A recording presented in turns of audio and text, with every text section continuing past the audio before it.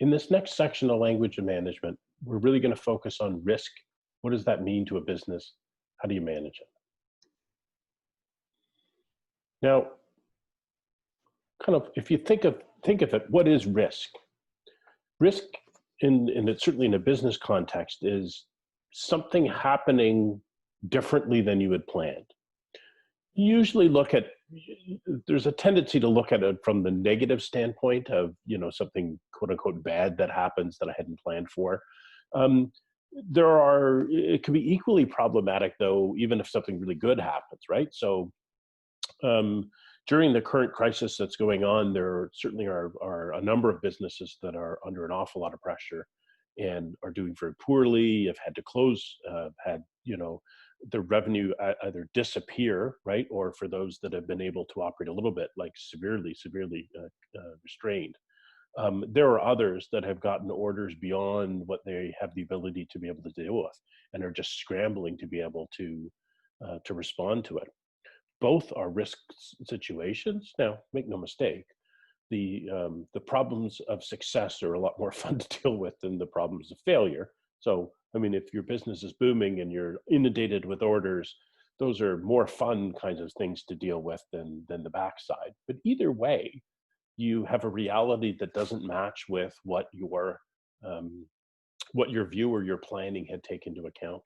And that really is kind of and risk management is about: how do I respond to those kinds of circumstances? What kinds of forward thinking and planning things can I do or should I do in order um, to be able to deal with these issues?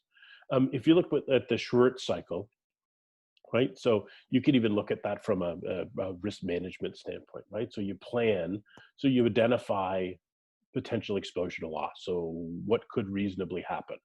This is not an aliens invade me kind of thing, but this is there's a catastrophic event that happens, or a new competitor opens up down the street, or like any of these kinds of things. You would want to look at potential financial and non-financial risks that are involved in potential scenarios in front of you. And you want to look at how might I manage some of those events and the kinds of things that I would in fact do. Um, so often what you do is you will look at, to get a sense of what potential things are out there that might happen, and what kinds of things might I do to control for them, and what's kind of the magnitude, and so on and so forth. Is I mean, you look at actual reported incidents, right, that are relevant to the kind of thing that you're looking for. Um, you may conduct what if brainstormings, you may perform periodic inspections, use FEMA, like there's all kinds of different approaches that you can take. Ultimately, you need to prioritize the risk and your response to it, and then what is the probably appropriate kinds of measures or steps that you would take. So again, to draw on the current scenario, um, certainly here in Canada, every municipal government should have, I know the local one did, had a pandemic plan. So they had a plan that had been put into, that had been drawn up years previously, to look at, if this kind of a scenario happened, what kinds of things would we need to do, and when would we need to do them, and how might we manage these various different things. The Ontario government had the same deal. The federal government had the same deal. There'd be different plans, right? But they had the same thing, that they have a pandemic plan. I'm sure there's a plan in case of military attack. There's a plan, like there's all kinds of these contingency plans they come up with, because the truth is, the likelihood, certainly in the case of the pandemic thing, the likelihood that it was going to happen was very, very high. It was just a matter of time. I mean, the last time the world has seen something quite with this kind of impact, goes back to 1918. But I don't think anybody, certainly nobody in the space that studied infectious diseases and any of these other things, ever thought there wasn't another one coming. In fact, they've all thought it's been coming for quite some time. And the longer the time goes, the more inevitable that it becomes that something actually comes up. So you have plans in place, and you know what, a lot of larger companies also have various other plans that they've drawn up to be able to respond to various different things, right? Natural disasters, things like this. So one of the things that you might look at doing, as far as for looking at risk, is part of it has to do with how likely is something to happen. The other thing is the impact. So if you look at this tool that we look at here for a moment, is the probability impact matrix. So basically, if you look at the quadrant layout, starting in the bottom left corner, right? So low probability, low impact. You're not likely to do anything, right? It's not very likely to happen, and if it happened, the impact would be quite low. So there's no real need to do anything about that. As you move up, let's say a medium probability with a low impact, you may or may not do something, right? Medium, you probably start to take some steps, right? And you might have some plans in place. You may have acquired some additional supplies to manage, potential supply chain, disruptions, things like that. High risk, or sorry, let's go to high impact, low risk. That's the quadrant of things like a hurricane or a typhoon coming through. So if I'm a local business, the impact of having a fire or a tornado rip through the building or things like that, the impact would be very, very high. Where we currently are located, the risk of it happening is fairly low. However, because the impact would be so high, you can't really go, well, I'll just ignore it. That's a fairly risky approach to that. That quadrant, that's exactly where you have, a lot of insurance products live. That they're designed to deal with the impacts of these high impact, low risk kind of scenarios. Relatively speaking, if you look at things like auto insurance or homeowners insurance or things like that, the impact to the individual or the homeowner of something happening could be very financially significant. However, the likelihood, relatively speaking, can be fairly low. Now, as your likelihood increases, your premiums obviously would increase. And there would certainly be a point at which, an insurer might not be willing to take on that particular risk. In fact, your risk portfolio has an awful lot to do with the premiums that they would charge you for any particular policies or coverages. And there's some kinds of coverage that they'll cover in some cases, and other ones they won't. And then there's some that, over the years, have changed. A big one these days, one of the shorter term impacts of global warming is it's changed the way water moves around the world.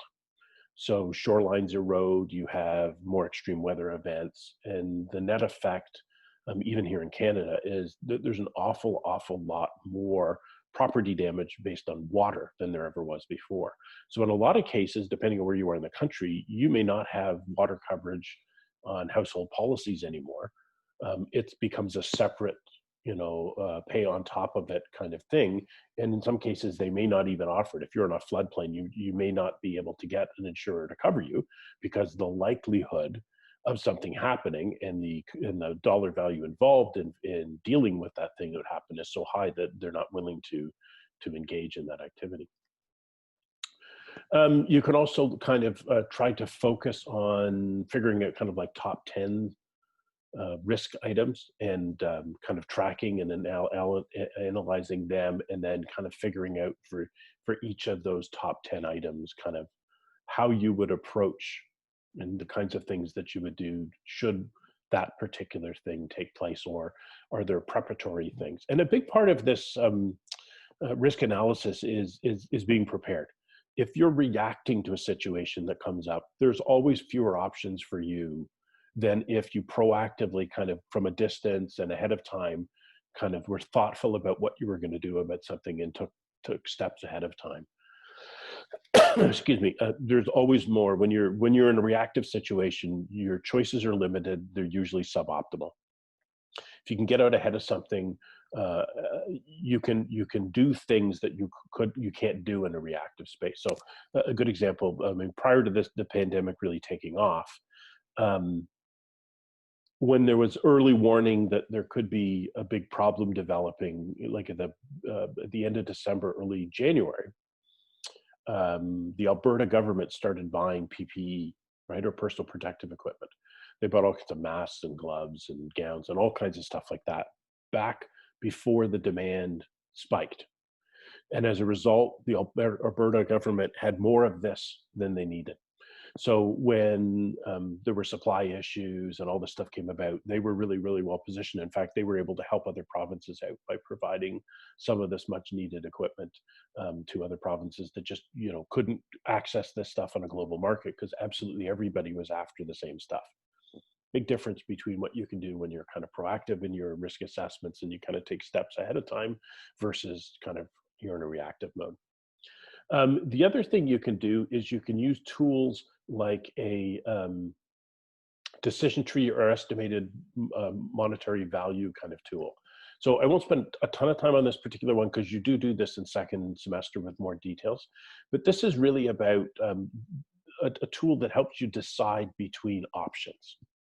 So I can do this one thing or I can do this other thing. And in these kinds of analysis, there always is a do nothing option, right? So that's always something that's on the table. Do nothing doesn't get you any benefit, but it doesn't cost you anything. So it is always there. And in fact, some cases, it's the better decision when you actually rank through the others. So if you quickly look at it, so you got a project one or project two. In project one, I have a 20% probability of coming out $300,000 ahead. I have an 80% probability that I'll lose 40 grand, right?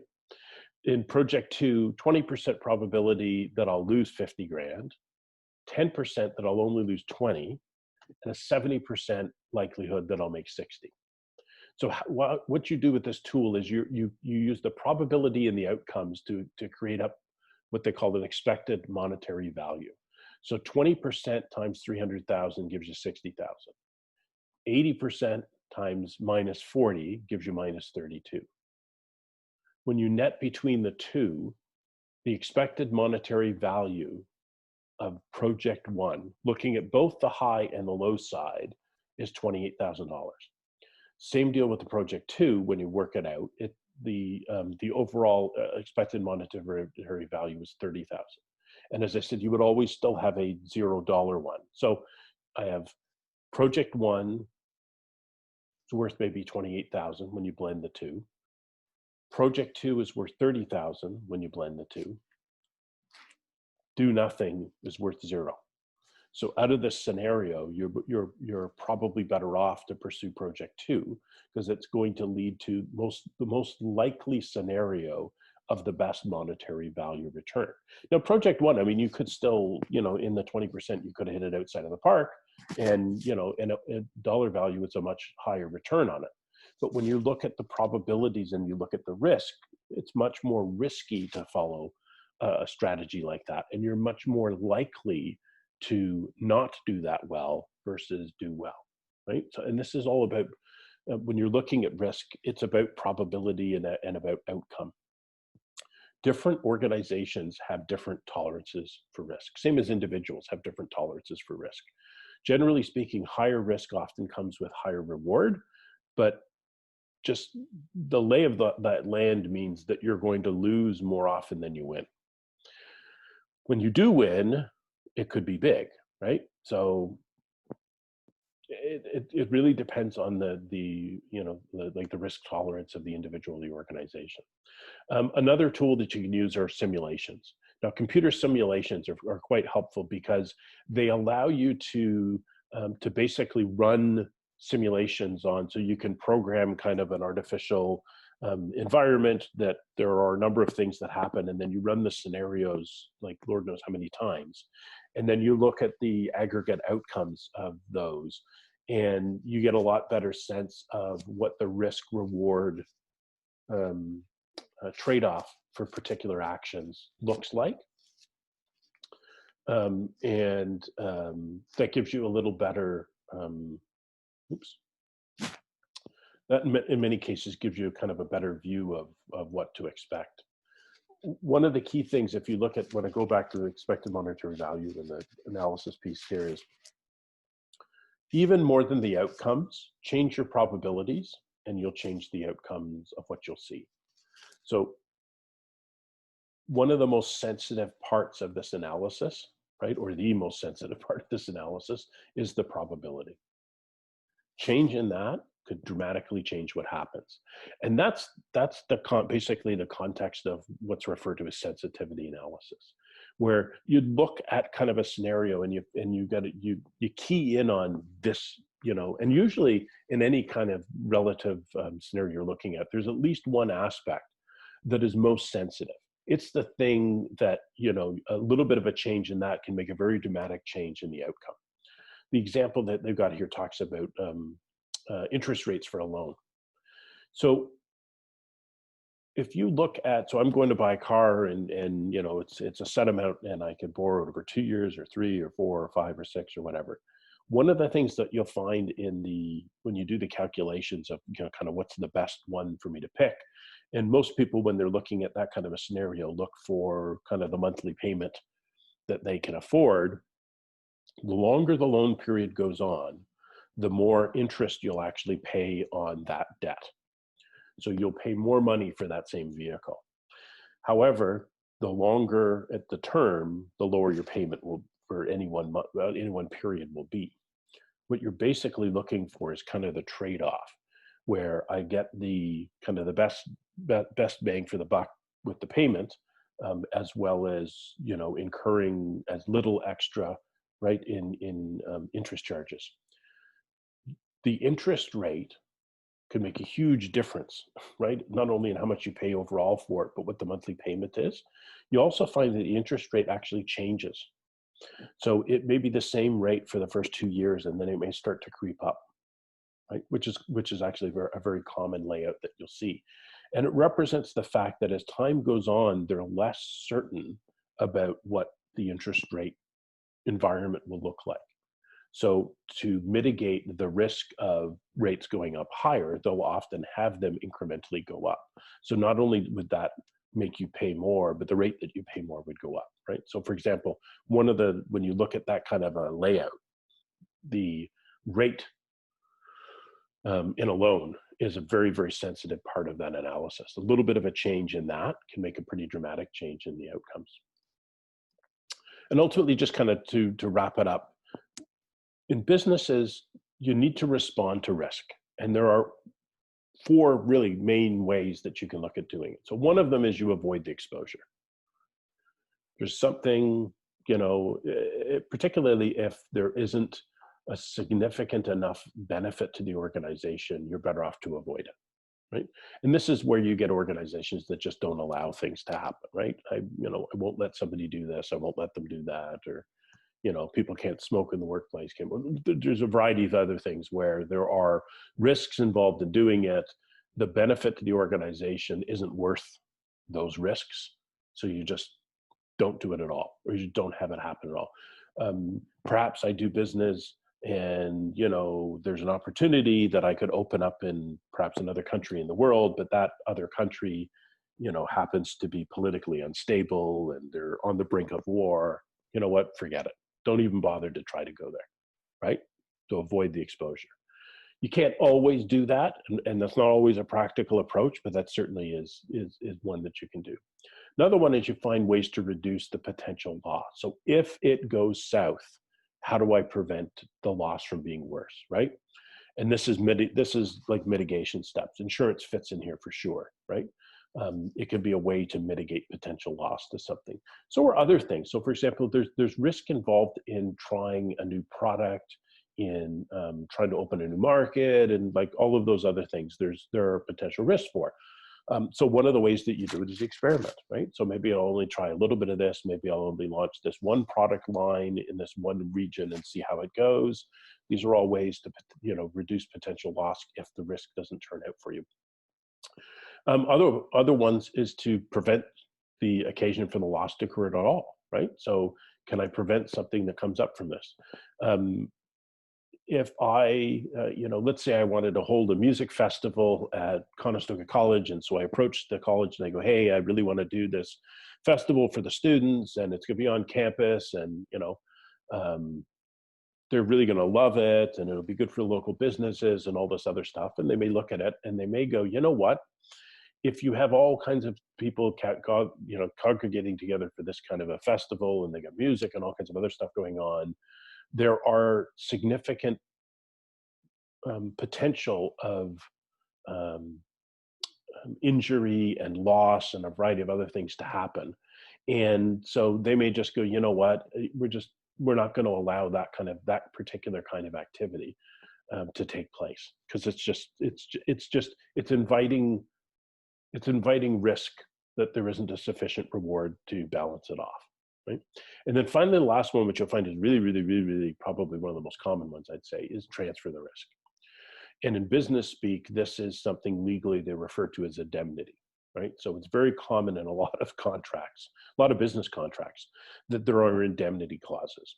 And basically, indemnity is a way to transfer the risk of something bad happening to somebody else. So I sell, a product to my customer, and as part of the bill of sale, I may have an indemnity clause that says if they go ahead and use this or resell it to somebody else and something bad happens from it, I can't be held responsible for what you do with this particular piece, right? That's a way to transfer the risk. Now, practically, I can create indemnity clauses in my contracts. Whether that stuff stands up in a court of law kind of varies, right? If I make firearms, right, I'm a gun manufacturer, I can almost guarantee you part of the contractual trail between their, wholesalers and retailers and so on and so forth, and even the end customers, would be an indemnification piece, basically saying, if you do something irresponsible, shoot yourself or somebody else, or cause property damage or any of these other things with my product, then it's not my responsibility. And I can guarantee you that that stuff is in all of that documentation. Should somebody do that, and should they take that manufacturer to court and sue them, um, it's unclear whether they would be successful doing that or not. It would be very much around the circumstances of the actual event.